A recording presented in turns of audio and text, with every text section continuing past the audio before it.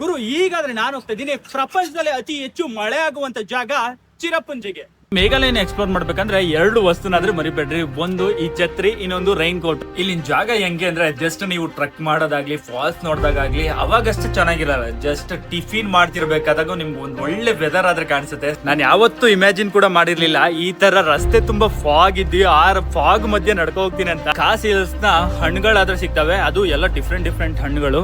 ಈ ಹಣ್ಣಿನ ಹೆಸರು ಬಂದು ರಾಮ್ಡಿಯಾ ಅಂತೆ. ಸೊ ಟೇಸ್ಟ್ ಆದ್ರೆ ತಿಂದ್ಬಿಟ್ಟು ಹೆಂಗೈತೆ ಅಂತ ಹೇಳ್ತೀನಿ. ಪ್ಯೂರನೇ ನಮ್ಮ ಮನೆಗಳಲ್ಲಿ ಸಿಗ್ತಾವಲ್ಲ ಅದೆಲ್ಲ ಫುಲ್ ಕೆಮಿಕಲ್ ಮಿಕ್ಸ್ಡ್. ಉಕ್ಕುರಾಯ್, ವಾಟ್ ಇಸ್ ದಿಸ್ ಒನ್? ಈ ತರ ಲೋಕಲ್ ನ ಎಕ್ಸ್ಪ್ಲೋರ್ ಮಾಡೋದ್ರಲ್ಲಿ ಮಜಾ ನಿಜವಾಗ್ಲೂ ಕೆಲವೊಂದ್ಸಲ ಪ್ಲೇಸ್ ಗಳಿಗೆ ಹೋದಾಗೂ ಸಿಗಲ್ಲ.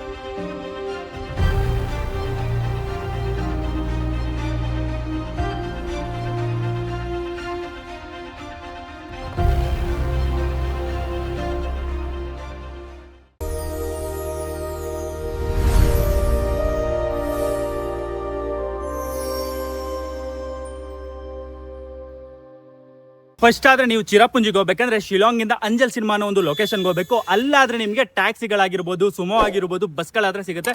ಬನ್ನಿ ಈಗಾದ್ರೆ ಈ ಒಂದು ಕಾರಲ್ಲಿ ಅಂಜಲ್ ಸಿನಿಮಾ ಹತ್ರಕ್ಕೆ ಹೋಗೋಣ.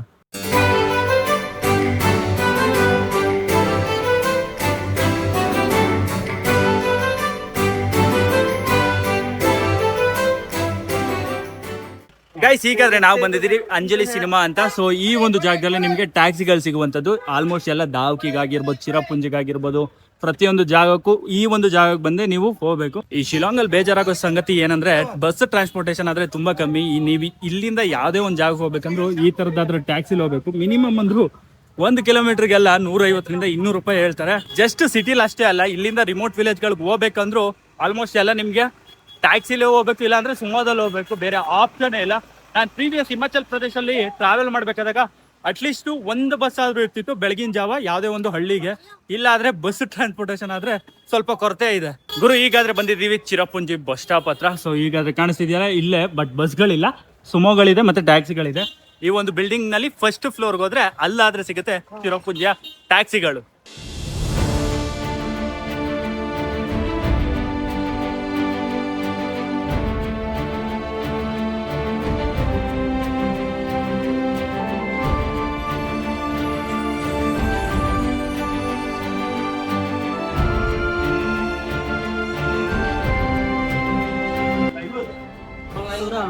कितना भैया? 200 चलना. ಸೊ ಫೈನಲ್ ಆದ್ರೆ ಕಾರ್ ಆದ್ರೆ ರೆಡಿ ಆಗೈತೆ ಬರೀ 200 ರೂಪಾಯಿಗೆ, ಅದು 50 ಕಿಲೋಮೀಟರ್. ಆರಾಮಾಗಾದ್ರೆ ಈ ಒಂದು ಚಿಕ್ಕ ಆಲ್ಟೋ ಅಲ್ಲಿ ಈ ಒಂದು ಜರ್ನಿನಾದ್ರೆ ಶುರು ಮಾಡ್ತಿದ್ದೀನಿ.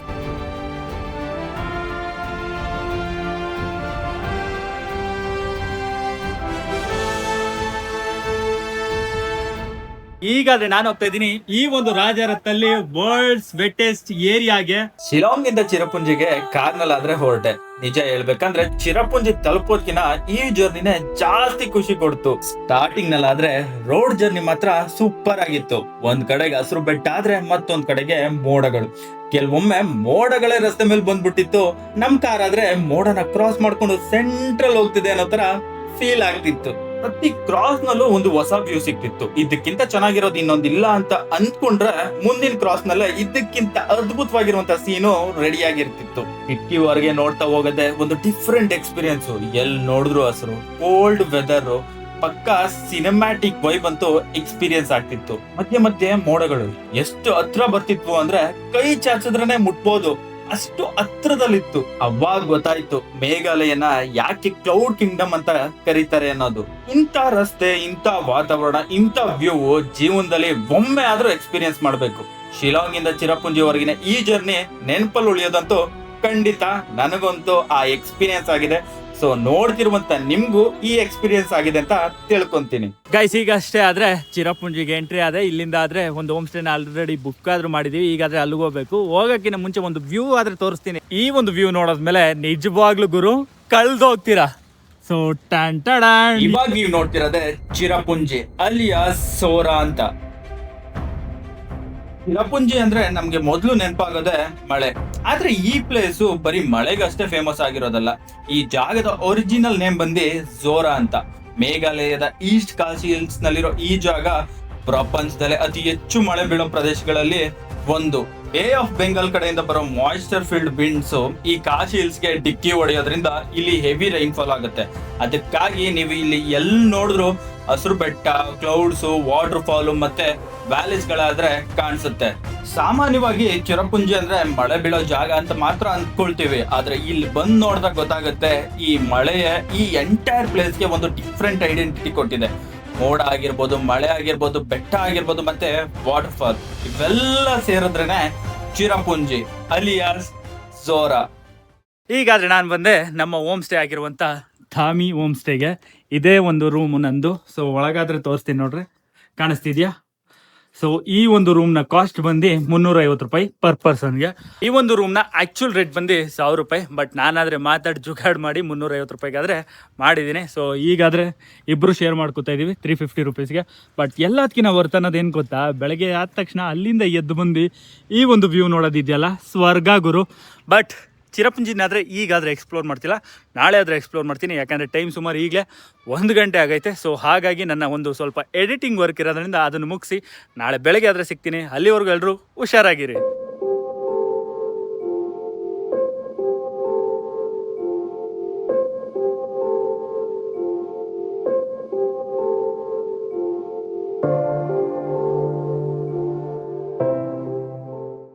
ನಮಸ್ಕಾರ ಗುರುವೆ, ವೆಲ್ಕಮ್ ಬ್ಯಾಕ್ ಟು 100 ಡೇಸ್ ಸಂಚಾರ ಸೀರೀಸ್ಗೆ. ಇವತ್ತಾದ್ರೆ ನಾನಿದ್ದೀನಿ ಪ್ರಪಂಚದಲ್ಲೇ ಅತಿ ಹೆಚ್ಚು ಮಳೆಯುವಂತ ಜಾಗ ಝೋರಾ ಅಲಿಯಾಸ್ ಚಿರಪುಂಜಿಲಿ. ನೀವು ಮೇಘಾಲಯನ ಎಕ್ಸ್ಪ್ಲೋರ್ ಮಾಡ್ಬೇಕಂದ್ರೆ 2 ವಸ್ತುನಾದ್ರೆ ಮರಿಬೇಡ್ರಿ. ಒಂದು ಈ ಛತ್ರಿ, ಇನ್ನೊಂದು ರೈನ್ ಕೋಟು. ಸೊ ಈಗಾದ್ರೆ ನಾನು ರೈನ್ ಕೋಟ್ ಹಾಕಿಲ್ಲ, ಯಾಕಂದ್ರೆ ಇಲ್ಲೇ ಅಲ್ವಾ ಸಿಟಿ ಎಕ್ಸ್ಪ್ಲೋರ್ ಮಾಡ್ತಾ ಇರೋದಕ್ಕೆ.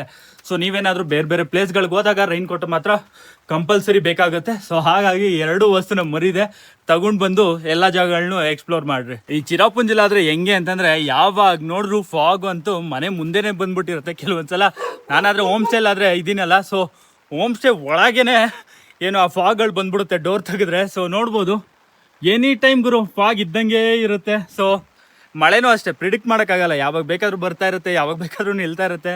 ನೋಡೋಣ, ಇನ್ನೊಂದು 10 ನಿಮಿಷ ಹೋದ್ಮೇಲೆ ಮಳೆಗೆಲ್ಲ ನಿಂತು ಫಾಗ್ ಎಲ್ಲ ಕ್ಲಿಯರ್ ಆದರೆ ಒಳ್ಳೊಳ್ಳೆ ಬ್ಯೂಟಿಫುಲ್ ಲೊಕೇಶನ್ ಐತೆ, ತೋರಿಸ್ತೀನಿ ನಿಮಗೆ. ಆ್ಯಂಡ್ ಇನ್ನೂ ಒಂದು ವಿಷಯ ಏನಂದರೆ, ಇಲ್ಲಿನ ಜನಗಳು ಇಂಗ್ಲೀಷ್ನ ಎಷ್ಟು ಸಖತ್ತಾಗಿ ಮಾತಾಡ್ತಾರೆ ಅಂದರೆ, ಜಸ್ಟ್ ಚಿಕ್ಕ ಮಕ್ಕಳು ಅಂತಲೇ ಅಲ್ಲ, ದೊಡ್ಡವರಿಂದ ಹಿಡಿದು ಪ್ರತಿಯೊಬ್ಬರೂ ಇಂಗ್ಲೀಷ್ನಾದರೆ ಏನೋ ಅವರು ಮದರ್ ಲ್ಯಾಂಗ್ವೇಜ್ ಥರನೇ ಮಾತಾಡ್ತಾರೆ. ಆ್ಯಂಡ್ ಇಲ್ಲಿರುವಂಥ ಜನರು ಆಲ್ಮೋಸ್ಟ್ ಎಲ್ಲ ಕ್ರಿಶ್ಚಿಯನ್ ಕನ್ವರ್ಟೆಡ್. ಸೊ ಹಾಗಾಗಿ ಮೇ ಬಿ ನನಗೆ ಗೊತ್ತಿರೋಂಗೆ ಮಾತಾಡ್ಬೋದೇನೋ ಗೊತ್ತಿಲ್ಲ. ಬಟ್ ಹಿಂದೂ ಟೆಂಪಲ್ಗಳಾದರೆ ನಿಮಗೆ ಕಮ್ಮಿ ಈ ಒಂದು ಮೇಘಾಲಯದಲ್ಲಿ ಸಿಗುವಂಥದ್ದು. ನಾನು ಯಾವತ್ತೂ ಇಮ್ಯಾಜಿನ್ ಕೂಡ ಮಾಡಿರಲಿಲ್ಲ ಈ ಥರ ರಸ್ತೆ ತುಂಬ ಫಾಗ್ ಇದ್ದೀವಿ, ಆ ಫಾಗ್ ಮಧ್ಯೆ ನಡ್ಕೊ ಹೋಗ್ತೀನಿ ಅಂತ. ನೋಡ್ಬೋದು.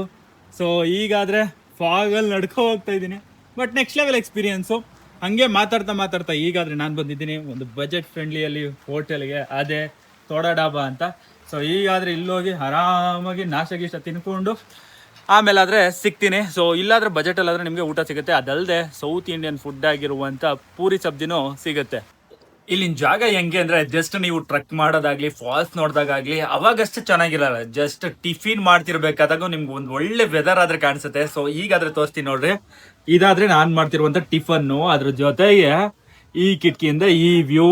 ಸೊ ಮೇಘಾಲಯ ನಿಜವಾಗ್ಲೂ ಡಿಫ್ರೆಂಟ್ ಗುರು. ಯಾಕಂದರೆ ನೋಡ್ತಾ ಇದ್ದೀರಲ್ಲ ವೆದರು, ಟಿಫನ್ ಮಾಡಬೇಕಾದಾಗ ಈ ಥರದ ಲೊಕೇಶನ್ಗಳು ಸಿಗ್ತವೆ ಅಂದರೆ ಜಸ್ಟ್ ಇಮ್ಯಾಜಿನ್ ಮಾಡ್ಕೊಳ್ಳಿ. ಇನ್ನು ಮುಂದಕ್ಕಾದರೆ ಎಕ್ಸ್ಪ್ಲೋರ್ ಮಾಡುವಂಥ ಜಾಗಗಳು ಇನ್ನು ಯಾವ ರೀತಿ ಇರುತ್ತೆ ಅಂತ. ಸೊ ಟೈಮ್ ವೇಸ್ಟ್ ಮಾಡಿದೆ. ಈಗಾದರೆ ಪಟಾಪಟ್ ಪೂರಿ ತಿನ್ಕೊಂಡು ಚಟಾಪಟ್ ಅಂತ ಮಾರ್ಕೆಟ್ ಕಡೆಗಾದ್ರೆ ಹೋಗ್ತೀನಿ.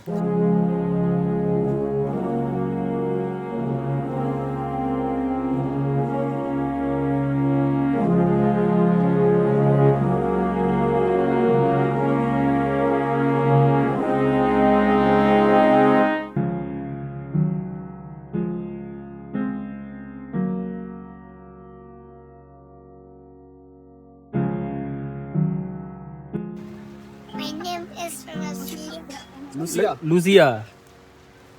Huh? Tell me. Say once again. What? Lucia. Zia. Lucia. Okay, Lucia. Bye. Kuble. Bye. ಹೀಗಾದ್ರೆ ನೋಡ್ತಿದ್ರಲ್ಲ, ಈ ಬಿಲ್ಡಿಂಗ್ಗೆ ಮೈನ್ ಬಸ್ ಸ್ಟಾಪ್ ಅಲ್ಲ, ಟ್ಯಾಕ್ಸಿ ಸ್ಟಾಪು. ಇಲ್ಲಿಂದ ಆದರೆ ನೀವು ಶಿಲಾಂಗ್ ಹೋಗ್ಬೋದು, ಮತ್ತು ಮಾವ್ಲಿಂಗ್ ಹೋಗ್ಬೋದು, ಮತ್ತು ACS ವೆಟ್ಟೆಸ್ಟ್ ವಿಲೇಜ್ಗೂ ಹೋಗ್ಬೋದು. ಆ್ಯಂಡ್ ಇಲ್ಲಿರುವಂಥ ಲೋಕಲ್ ಪ್ಲೇಸಸ್ಗಳು ಸುತ್ತಾಡಬೇಕಂದ್ರೂ ಮೈನ್ ಈ ಒಂದು ಜಾಗಕ್ಕಾದರೆ ಬರಬೇಕು. ಆ್ಯಂಡ್ ಆ ಕಡೆ ಕಾಣಿಸ್ತಿದೆಯಲ್ಲ ಆ ಜಾಗಕ್ಕೂ ಆದ್ರೆ ಮಾರ್ಕೆಟ್ ಆದ್ರೆ ಸಿಗುತ್ತೆ. ನಿಮ್ಗೆ ಇಲ್ಲಿ ಮೇನ್ ಏನಂದ್ರೆ ಕಾಸ್ ಹಿಲ್ಸ್ನ ಹಣ್ಣುಗಳಾದ್ರೆ ಸಿಗ್ತವೆ, ಅದು ಎಲ್ಲ ಡಿಫ್ರೆಂಟ್ ಹಣ್ಣುಗಳು. ಸೊ ಫಾರ್ ಎಕ್ಸಾಂಪಲ್ ಇಲ್ಲೇ ತೋರಿಸಿ ನೋಡ್ರಿ, ಈ ಹಣ್ಣು ಹೆಸರು ಆದ್ರೆ ನನಗೆ ಗೊತ್ತಿಲ್ಲ, ಓನರ್ ಯಾರು ಇಲ್ಲ. ಅಲ್ಲಿ ಮೇಲ್ಗಡೆ ಕಾಣಿಸ್ತಿರೋದೆಲ್ಲ ಆರೆಂಜು, ಆ್ಯಪಲ್ಲು ಅದು. ಮತ್ತೆ ಇಲ್ಲಿ ವಿಶೇಷವಾಗಿ ನೋಡ್ಬೋದು, ಅಲ್ಲಿ ಕಾಣಿಸ್ತಿರೋದು ಬಾಳೆಹಣ್ಣು ಇದೆಯಲ್ಲ, ನಮ್ಮ ಊರ್ ಸೈಡ್ ಬೆಳೆಯೋದಕ್ಕೂ ಇಲ್ಲೂ ಒಂದು ಸ್ವಲ್ಪ ಡಿಫ್ರೆನ್ಸ್, ಮತ್ತೆ ಟೇಸ್ಟ್ ಕೂಡ. ಅದಲ್ಲದೆ ಇಲ್ಲಿ ಜಾಸ್ತಿ ಫೇಮಸ್ ಏನಂದ್ರೆ ಈ ಥರದ್ದು ಪೈನಾಪಲ್ ಗಿಡಗಳು, ಮತ್ತು ಅದೇನೋ ಒಂದು ಗಂಧದ್ದು ಅನ್ಸುತ್ತೆ. ನೋಡ್ಬೋದು ಈ ಥರದ್ದು ಬೇಜಾನ್ ಅಂದರೆ ಡಿಫ್ರೆಂಟ್ ಫ್ರೂಟ್ಸ್ಗಳಾದರೆ ಸಿಗ್ತವೆ. ಸೊ ಹಂಗೆ ತೋರಿಸ್ತೀನಿ ಬನ್ರಿ ಇನ್ನೂ ಏನೇನೈತೆ ಅಂತ. I just need information about this one. Wear should be use this, wear should be use that type of wooden? That one? This one? Yeah. That one? For making fire, that one. Huh? For making fire. Fire? Hmm. Okay. Pine wood. Okay, then that one? This one? Yeah. Imli. Imli. Hmm. Okay, Imli ante guru. So, ma'am, this one? Local fruit. Means the taste is sweet or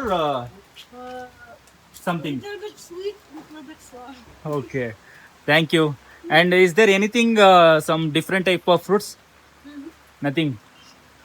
so ನೋಡು ಗುರು, ಆ ಕಟ್ಟಿಗೆಗಳು ಬಂದು ಬೆಂಕಿಗಂತೆ, ಯಾಕಂದ್ರೆ ಇಲ್ಲಿ almost ಯಾವಾಗಲೂ ಏನಂದ್ರೆ ಮಳೆ ಥರದ್ದೇ ಇರುತ್ತಲ್ಲ, so ಹಾಗಾಗಿ ಅದನ್ನು ಸಹ ಮಾರ್ತಾವ್ರೆ. ಅದ್ರ ಜೊತೆಗೆ ಇದು ಯಾವುದೋ ಫ್ರೂಟ್ ಅಂತೆ, ಸ್ವಲ್ಪ ಸ್ವೀಟು ಜೊತೆಗೆ ಒಂದು ಸ್ವಲ್ಪ ಹುಳಿ ಥರ ಇರುತ್ತಂತೆ. ಈ ಹಣ್ಣಿನ ಹೆಸರು ಬಂದು ರಾಮ್ಡಿಯಾ ಅಂತೆ. ಸೊ ಟೇಸ್ಟ್ ಆದ್ರೆ ತಿಂದ್ಬಿಟ್ಟು ಹೆಂಗೈತೆ ಅಂತ ಹೇಳ್ತೀನಿ.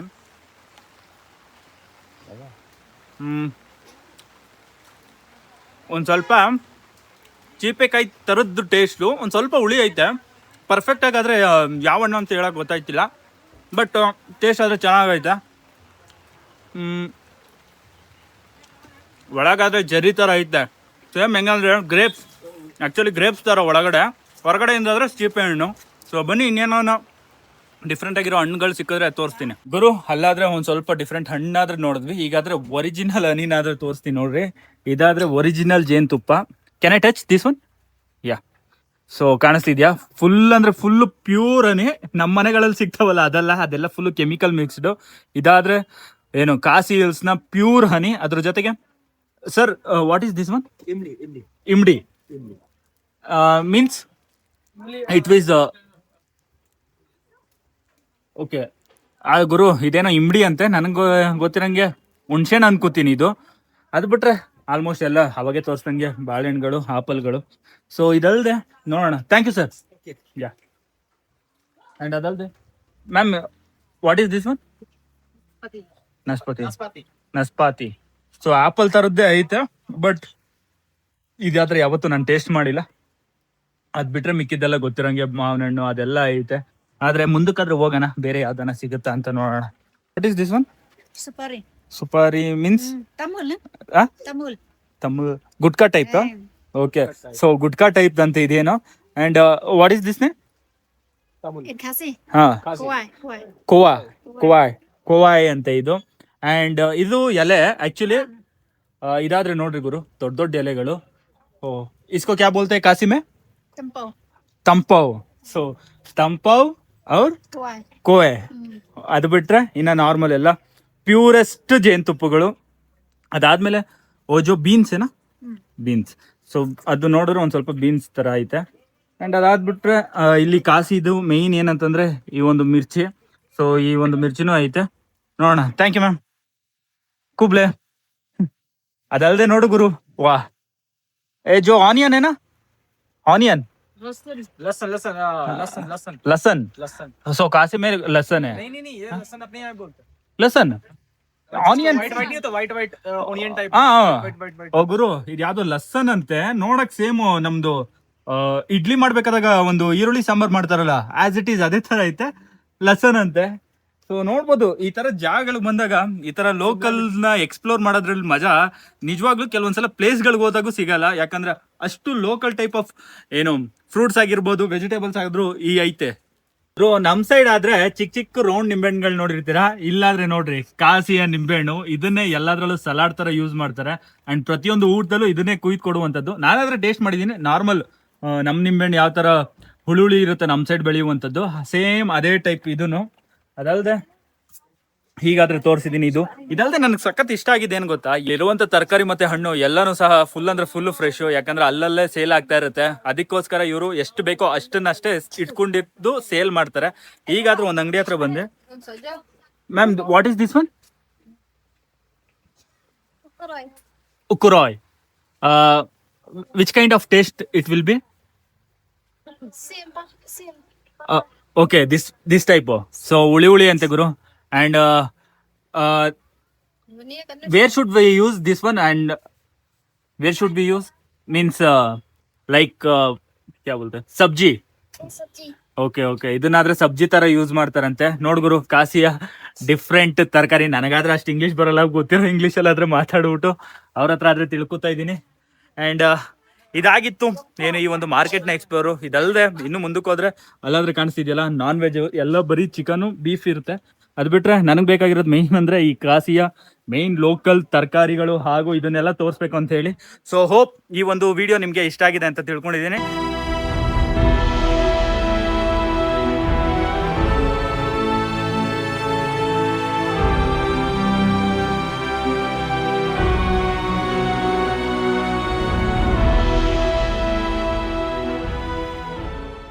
ಇದಾಗಿತ್ತು ಚಿರಪುಂಜಿಲಿ ನಾನು ಎಕ್ಸ್ಪ್ಲೋರ್ ಮಾಡಿದಂಥ ಜಾಗ. ಸೊ ನಿಮಗೆ ಮತ್ತೆ ಬಟ್ಟೆ ಅಂಗಡಿಗಳಾದ ತೋರಿಸ್ಬೋದಿತ್ತು, ಬಟ್ ಬೇಡ, ಯಾಕೆಂದರೆ ತೋರಿಸಿದ್ನೇ ಎಷ್ಟು ಸಲ ತೋರಿಸ್ಲಿ. ಸೊ ಹಾಗಾಗಿ ಡಿಫ್ರೆಂಟಾಗಿ ಆ ಒಂದು ಕಾಸಿಯ ಮಾರ್ಕೆಟ್ನಾದ್ರೆ ತೋರಿಸಿದ್ದೀನಿ. ಸೊ ಈ ಒಂದು ವಿಡಿಯೋ ನಿಮ್ಗೆ ಇಷ್ಟ ಆದಲ್ಲಿ ಚಾನಲ್ನ ಸಬ್ಸ್ಕ್ರೈಬ್ ಮಾಡಿಕೊಂಡು ಆದಷ್ಟು ನಿಮ್ಮ ಫ್ರೆಂಡ್ಸ್ಗೆ ಫ್ಯಾಮಿಲೀಸ್ಗೆ ಶೇರ್ ಮಾಡಿ. ಸೊ ಮುಂದಿನ ಬ್ಲಾಗಲ್ಲಿ ಸಿಗ್ತೀನಿ. ಅಲ್ಲಿವರೆಗೂ ಎಲ್ಲರೂ ಹುಷಾರಾಗಿರಿ.